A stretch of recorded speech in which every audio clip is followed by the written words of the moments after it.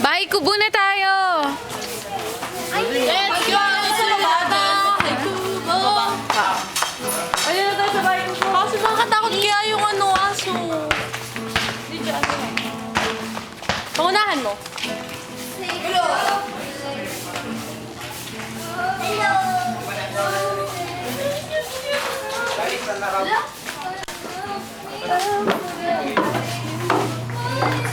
Kasi may gumagamit na tayo.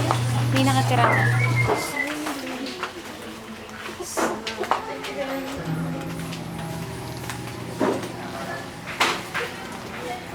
May nakatira na sa bahay natin.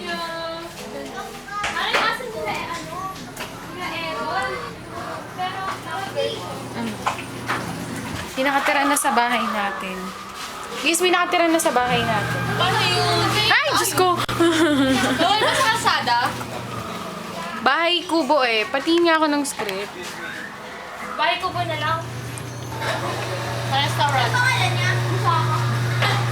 Hindi siya nangangagat? Oo.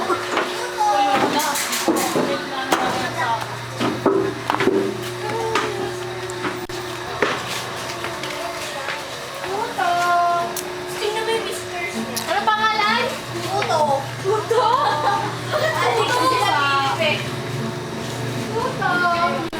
Sunod na isa. Puto. Kuyuman. Naamo na. Pwede na tayo pumunta dito araw-araw.